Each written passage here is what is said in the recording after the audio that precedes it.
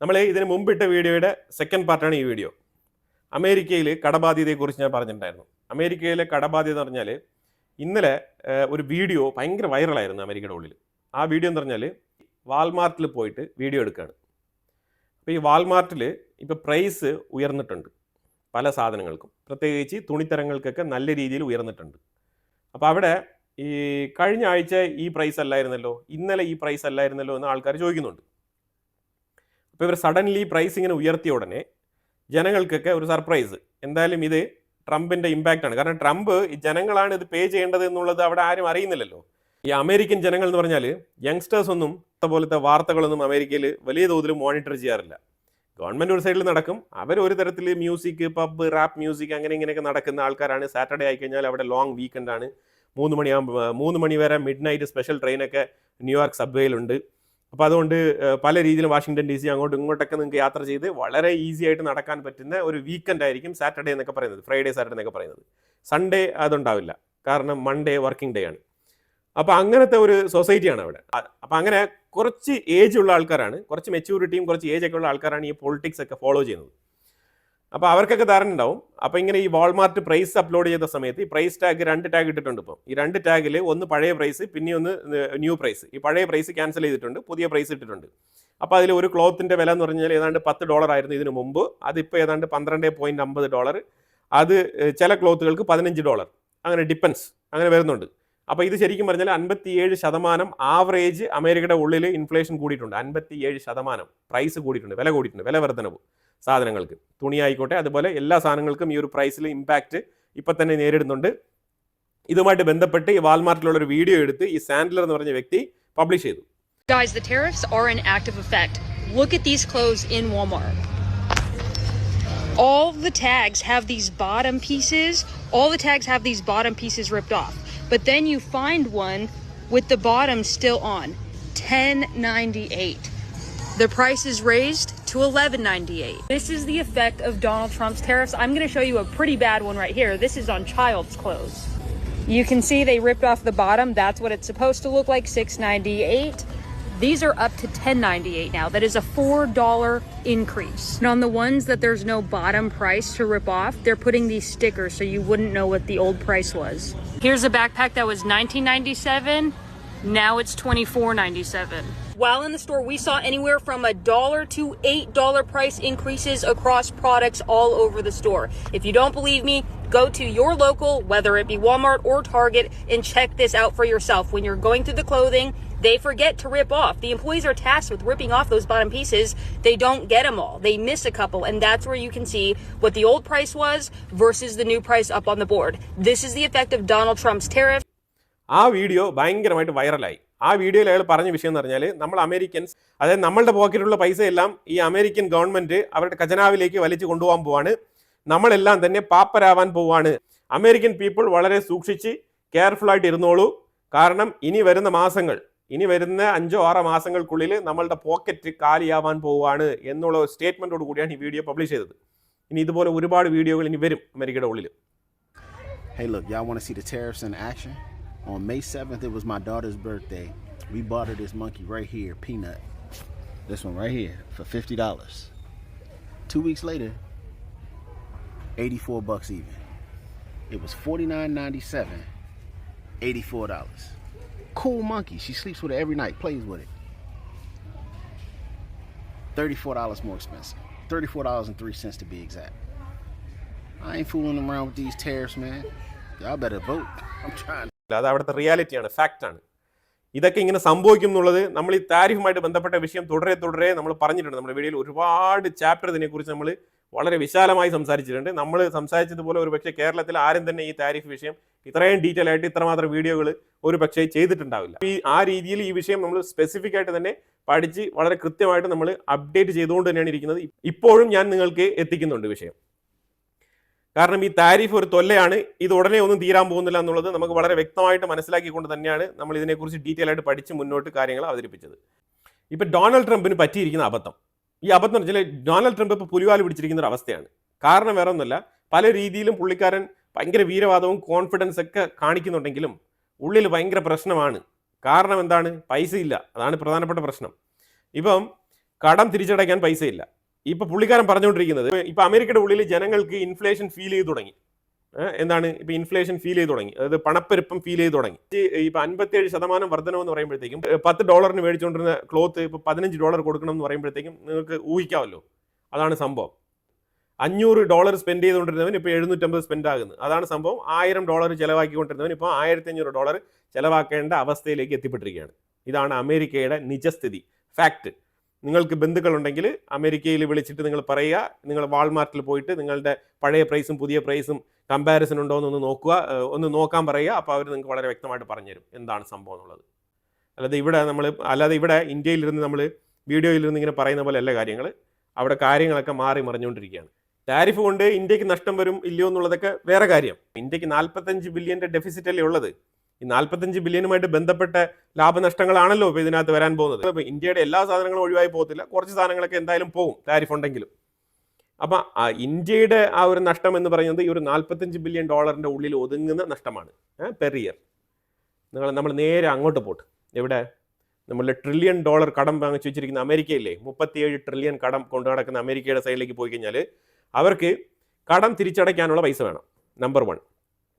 ഇപ്പോൾ എത്രത്തോളം ടാരിഫുകൾ പിരിച്ചെടുക്കുന്നുണ്ടോ അതല്ലാതെ ഇപ്പം 100 ബില്യൺ കഴിഞ്ഞ് 200 ബില്യണിലോട്ട് അടുത്ത് പൊയ്ക്കൊണ്ടിരിക്കുകയാണ് അമേരിക്കയുടെ ടാരിഫ് കളക്ഷൻ ഇതുവരെ. ഓക്കെ, 100 ബില്യൺ, 200 ബില്യൺ കടന്നൊന്നും പോയിട്ടില്ല. 100 ബില്യനും 200 ബില്യനും ഇടയിലാണ് ഇപ്പോഴത്തെ ഒരു കളക്ഷൻ്റെ റേഞ്ച് പൊയ്ക്കൊണ്ടിരിക്കുന്നത്. വാൾമാർട്ട് പോലത്തെ വലിയ വലിയ സ്ഥാപനങ്ങൾ ഇന്ത്യയിലേക്ക് വിളിച്ചിട്ട് ഞങ്ങൾ തന്നിരിക്കുന്ന അപ്കമ്മിങ് ഓർഡേഴ്സ് ഉണ്ടല്ലോ, പാക്ക് ചെയ്ത് അയക്കാനുള്ള ഓർഡേഴ്സ്, അതൊക്കെ ഒന്ന് ഹാൾട്ട് ചെയ്ത് വെക്കുക തൽക്കാലം. അത് പ്രീ പേയ്മെൻറ്റ് നടത്തിയ ഒരുപാട് ഓർഡറുകളുണ്ട് കേട്ടോ. അതെല്ലാം തന്നെ താൽക്കാലം ഒന്ന് ഹാൾട്ട് ചെയ്ത് വെക്കുക. കാരണം ഞങ്ങൾക്കൊരു ഡിസിഷൻ എടുക്കാൻ പറ്റുന്നില്ല.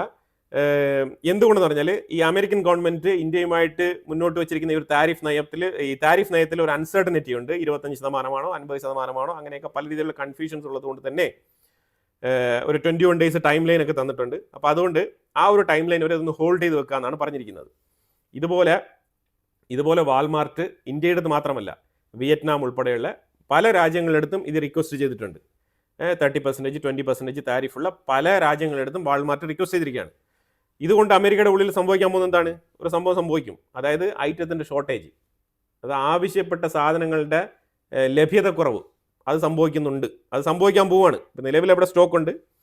നിലവിൽ വാൾമാർട്ട് പോലത്തെ വലിയ സ്ഥാപനങ്ങളാണ് സ്റ്റോക്ക് ഉണ്ട്. അവർ മാറിയും തിരിഞ്ഞും അവരുടെ പല പല സ്റ്റോർ റൂമുകളിൽ നിന്നൊക്കെ കൊണ്ടെടുത്തിട്ട് വിൽക്കും.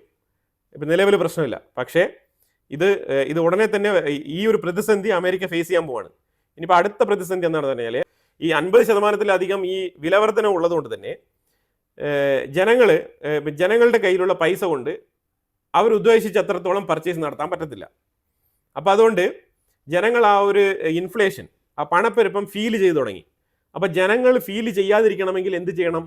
അപ്പോഴാണ് ഡൊണാൾഡ് ട്രംപിൻ്റെ കുരുട്ടുബുദ്ധി. ഇയാൾ രാജ്യം ഭരിക്കാൻ പറ്റിയ ആളല്ല കേട്ടോ. ഡൊണാൾഡ് ട്രംപ് രാജ്യം ഭരിക്കാൻ പറ്റിയ ആളല്ല, രാജ്യം തുലയ്ക്കാനുള്ള ആളാണ്. അത് വളരെ വ്യക്തമായിട്ട് മനസ്സിലാക്കാൻ പറ്റുന്നുണ്ട്.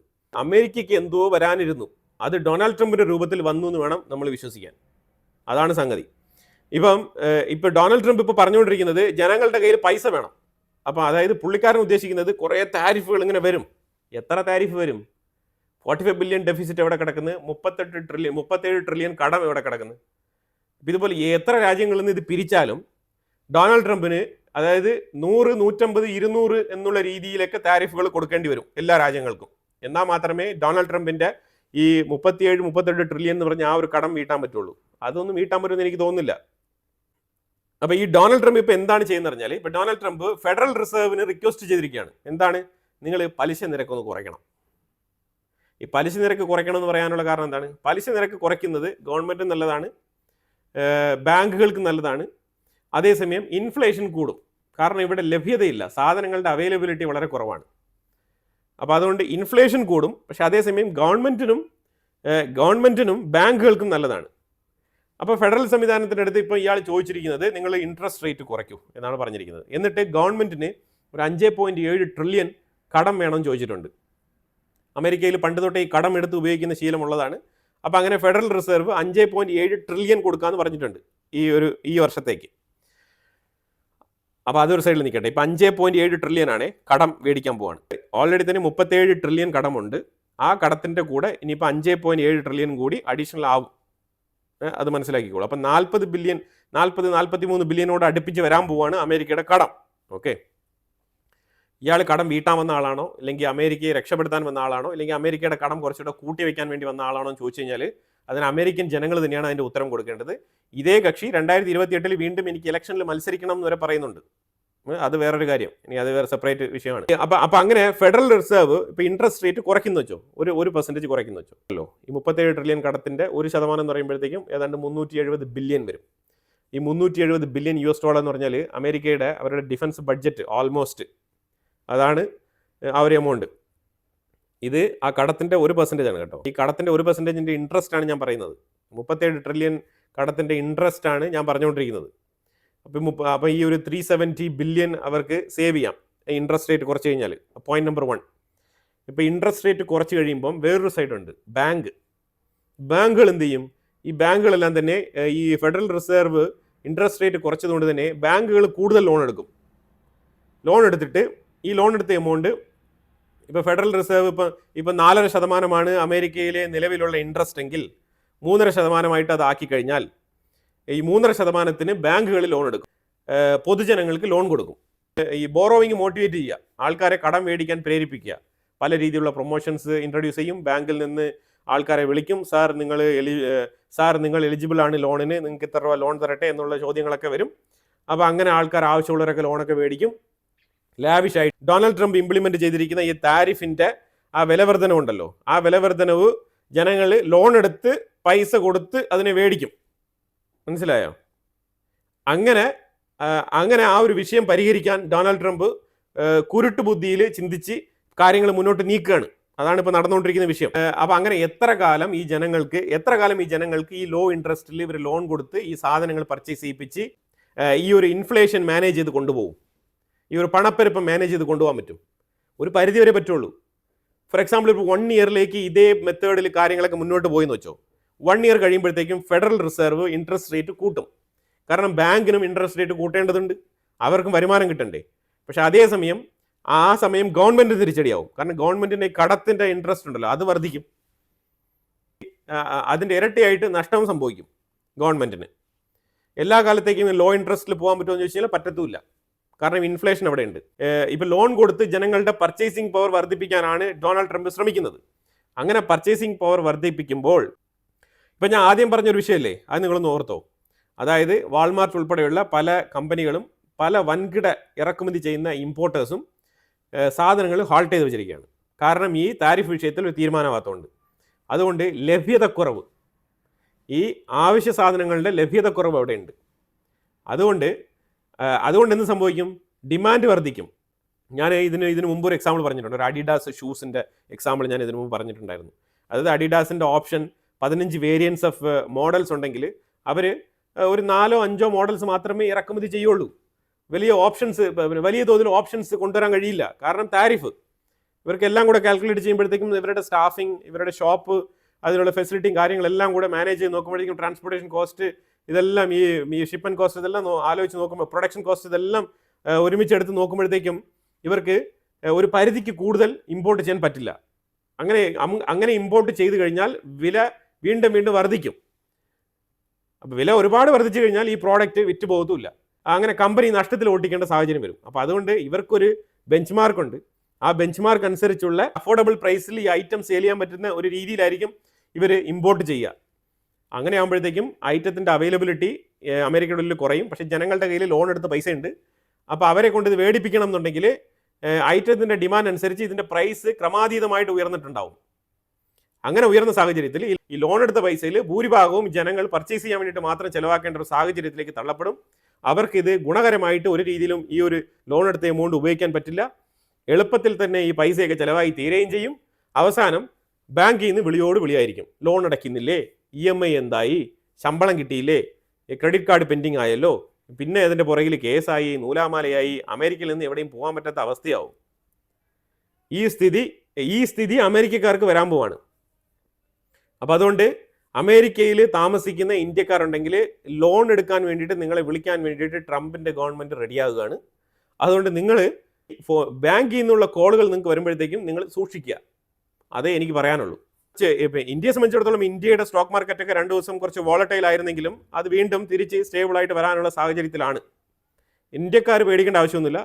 നമ്മൾ അമേരിക്കയുമായിട്ട് ചെയ്തുകൊണ്ടിരിക്കുന്ന ബിസിനസ് എന്ന് പറഞ്ഞാൽ അത്യാവശ്യ സാധനങ്ങളാണ്, നിത്യോപയോഗ സാധനങ്ങളാണ്. അപ്പോൾ അതിൻ്റെ മെജോറിറ്റി സാധനങ്ങൾ നമുക്ക് എവിടെ വേണമെങ്കിലും വിൽക്കാം എന്നുള്ള സാഹചര്യത്തിലുള്ള പ്രോഡക്റ്റാണ്. അതുകൊണ്ട് ഇന്ത്യക്കാർ ഒന്നും പേടിക്കണ്ട, നിങ്ങൾ വിഷമിക്കുകയേ വേണ്ട. ഇന്ത്യ ഒരു രീതിയിലും താഴോട്ട് പോകാൻ പോകുന്നില്ല. ചെറിയ ഒരു വോളറ്റൈലിറ്റി ഈ ട്രംപിൻ്റെ ഈ ഒരു ഭീഷണിയെ തുടർന്ന് ഈ താരിഫുമായിട്ട് ബന്ധപ്പെട്ട് ചിലപ്പോൾ ട്രംപിന് 100% താരിഫ് ഇടുമ്പോഴത്തേക്കും ചെറിയ വോളറ്റൈലിറ്റിയൊക്കെ, ചെറിയ ചാഞ്ചാട്ടമൊക്കെ സ്റ്റോക്ക് മാർക്കറ്റിലൊക്കെ സംഭവിക്കും. അതൊക്കെ സ്റ്റോക്കിൽ ഇൻവെസ്റ്റ് ചെയ്യുന്ന ആൾക്കാർ അത് നോക്കിക്കോളും. അതനുസരിച്ച് മാനേജ് ചെയ്യാനും അവർക്ക് ഹോൾഡ് ചെയ്യാനും വിൽക്കാനും വാങ്ങാനുള്ള കെൽപ്പും അതിൻ്റെ കപ്പാസിറ്റി ഉണ്ട്. അതിൽ വിദഗ്ധരായിട്ടുള്ള ആൾക്കാർ തന്നെയാണ് അതൊക്കെ മാനേജ് ചെയ്യുന്നത്. സാധാരണക്കാരായിട്ടുള്ള ഞാൻ പറഞ്ഞ ഇൻഫർമേഷൻ ഉണ്ടല്ലോ, ഇത് വളരെ ഇമ്പോർട്ടൻ്റ് ആയിട്ടുള്ള ഇൻഫർമേഷനാണ്. അമേരിക്ക വരാൻ പോകുന്ന ഇന്ത്യക്ക് 50, 100, 150 താരിഫ് ഇട്ടോട്ട് ഒരു പ്രശ്നവുമില്ല.